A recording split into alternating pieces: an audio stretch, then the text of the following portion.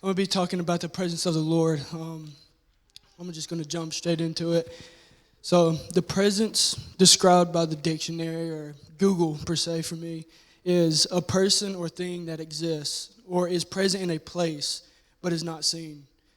It can also mean the state or fact of existing, occurring, or being present in a place. As I look at our church, I'd say we're blessed, genuinely blessed. There are so many dead churches out there that don't experience the presence of the Lord as we do. And we're blessed with the worship team, with the pastor and his family that we have been, and with the people that are hungry for it. And I'm thankful for that. But there's churches out there that don't have that, genuinely. And it hurts my heart to see that, because it's like, without it, there's pretty much nothing. But my first example is I look to David. David was a man. The Bible describes David as a man after God's own heart. It's like I long to be that, but in my life I haven't got there yet. But I look to David, and in Psalms he talks about like his heart, and he talks about. Let me find which one it is. In Psalms 27, verse 4. His heart is, one thing that I have desired of the Lord, and this will I seek. Nothing else, not this world, not the money, not the fame, not the women, nothing else. This will I seek, that I dwell in the house of the Lord forever. Guess who's in the house of the Lord? The presence. He is there. He is with you. You may not be able to see it. You may not be able to feel it. I promise you, he's there. He's there. I mean... And he goes on to say, to behold the beauty of the Lord and to inquire in his temple. It amazes me. Like, I try to imagine it sometimes. Like, I'll sit there and I'll be like, just like, to what it would be like to truly be in the temple, to be in the throne room, to be at his feet and just be there in the throne room. To me, it's unimaginable. I haven't got a place. My mind hasn't reached that place to where I can imagine it, because I don't think I can. There's so much glory. There's so much power in that place that I haven't experienced, but it's a place that I long to be every day of my life, and we have to long to be there. We have to get there. There's no other place we can be. In the Old Testament, the Ark of the Covenant represented the presence of God, and at one point, the Ark of the Covenant was taken from Israel, or Jerusalem, wherever it was, but it was taken from the land, and David, he was irked about it. He was upset. He was irked about it. And he wanted to get it back. So guess what he did? He went across the land and he got it back. He stored it in Obadiah's house. And the Bible says Obadiah's house was blessed. And if the presence of the Lord is in your house or with you, you're blessed. It says it. I mean, what else can you say? You're blessed. And David saw this. He saw it. He was like, dang, I see over there at Obadiah's house, they're being blessed. Why don't we go ahead and bring it back to the land? Look, if the presence isn't where I am, I want to go where it is. So guess what Obadiah said? Forget all of my stuff. I'm going to the land with it. I'm leaving everything I have. I'm leaving my house. I'm taking my family, and we're uprooting them. Guess where we're going? We're going with the presence back. You can't stay where it's not. If you stay where it's not, then it's going downhill. Genuinely, it's going downhill.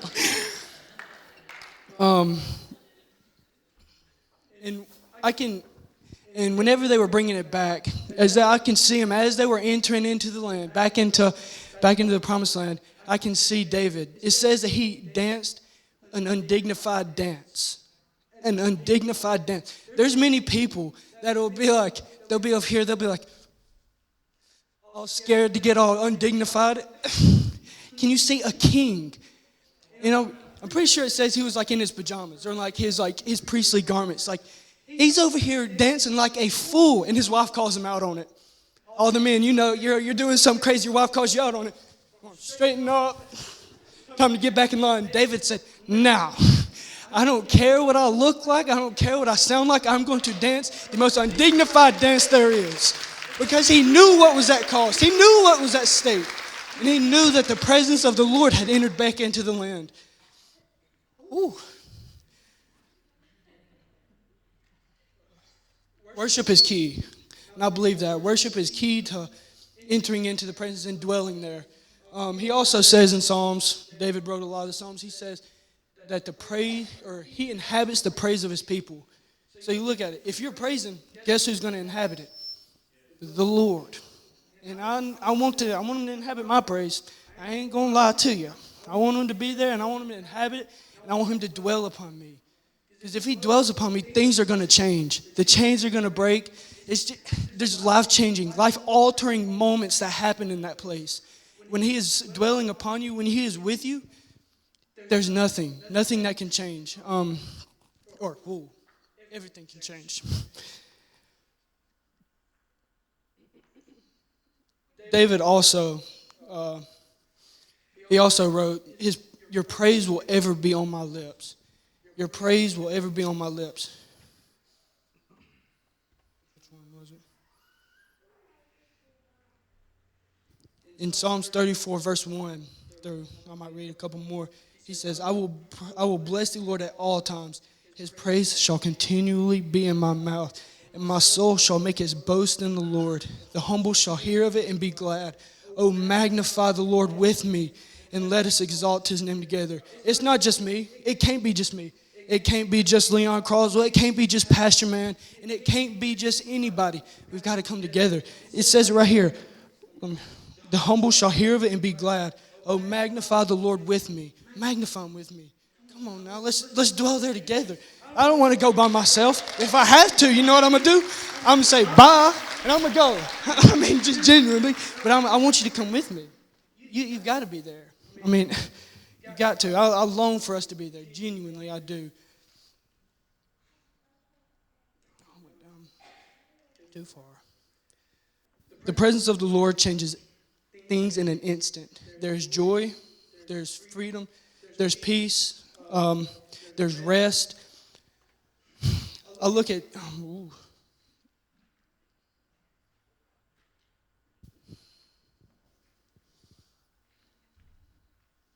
There's a lot of things in the presence of the Lord. It changes lives. Genuinely, it does. And there's all these good things. There's joy, there's peace, there's freedom. But once you get that encounter, you can't dwell on that encounter. You can't be 2 weeks down the road. Whew, I felt them last Sunday. You can't live like that. I've experienced it in my own life.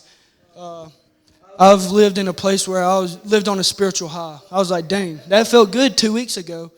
I think I'm good for now. Living on that spiritual high. Woo, don't need the word today. Don't need the presence of the Lord today. Guess where that got me? Right back down to where I did not need to be. And it's like I was sitting there probably a couple weekends ago, and I was thinking about the past, like my week. I was Saturday night. I was just sitting there thinking. I was like, it genuinely irked my heart because I think it was the weekend after we came back from Wild Ones, and it irked my heart because I was sitting there. I was like, I've taken for granted the moments that you've given me. I was living off a weekend ago where you genuinely changed my life, but I let it stay there and I didn't carry it through with me. As David said, dwell in the house all the days of my life. But I left it in Nashville, genuinely. I left it in Chattanooga, and I think I not per se paid a consequence, but I missed out on some stuff that I could have genuinely seen that I missed. And I asked for forgiveness because that really, it stepped on my toes. It hurts my heart that I let myself get to that place. And I pray that I never get there again. Because it's not good. It's dark. But I promise you, just as Ken said, once you turn around to come back, guess who's there? Guess who's there? He's right back. He's right back to take off that garment and put it right back on. He said, here's my garment. I'll take that from you. Stay with me. Stay for a little while. Why don't you just be here just a little while? Come on in and dine with me. I got some good food. I got some good drink.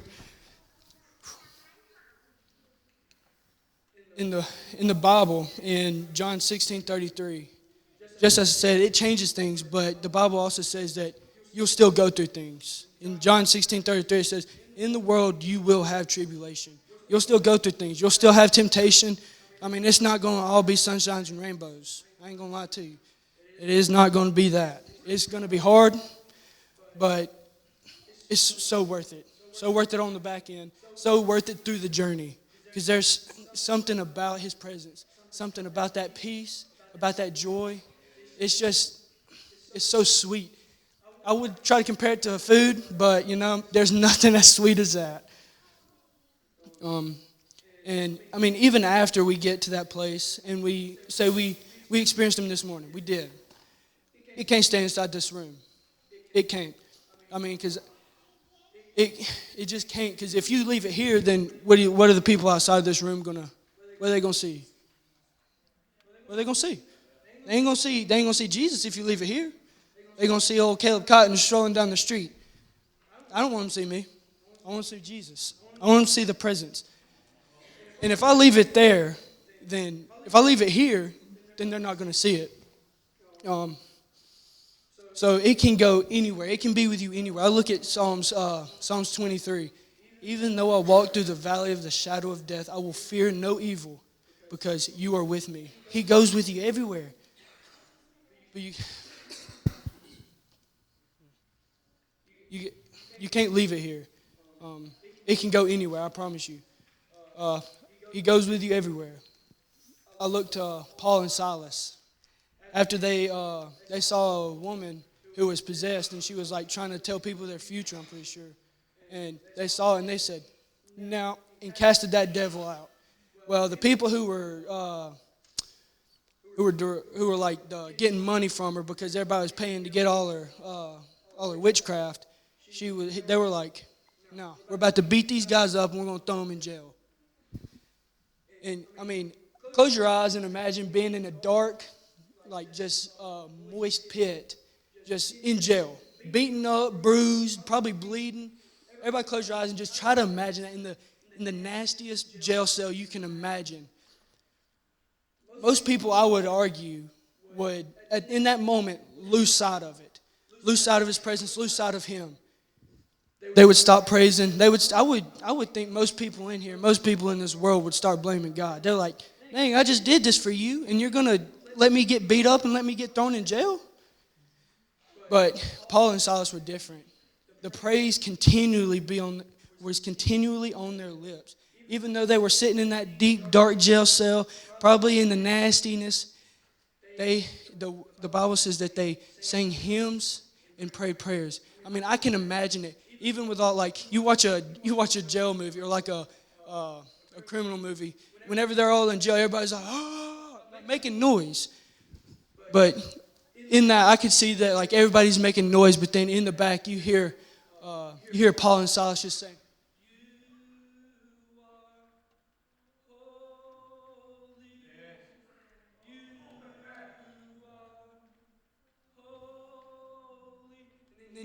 I can hear like a hush go over the jail. A hush. They're all like, "What is that? Those guys just got brutally beaten. And now they're in jail?" And then they continue.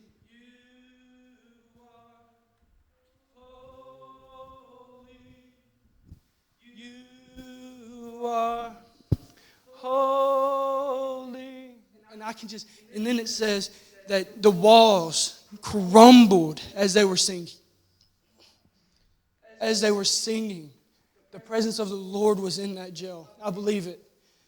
And the fear that must have come over that guard when he ran over there, he was about to kill himself. He was about to fall on his own sword because he was like, "Dang, all the criminals done got away. What else do I have to live for? They're going to come and kill me." But Paul and Silas said, "Wait, don't do that. We're still here." That man got saved that night. And I mean, genuinely, I would love to be in a place where I'm in my darkest place. I'm in the valley. I'm in the shadow of death, and the praise is continually on my lips. That there's not a moment whenever I cease to stop praising His name. I long to be in that place. I long to dwell in the house of the Lord forever. Because I've let my focus slack. genuinely. I've let myself get away from that place, and it's not been pretty. But He's always been there to pick me back up whenever I come back, and He's always been with me. Genuinely, I believe that He's been there.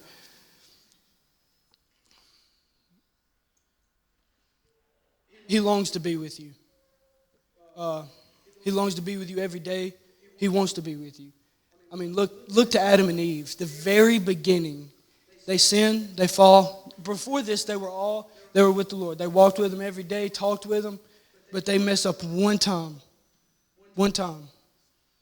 and they realize that they're naked, and they go cover themselves with fig leaves, and they hide behind the bushes while the Lord's walking through. Hey!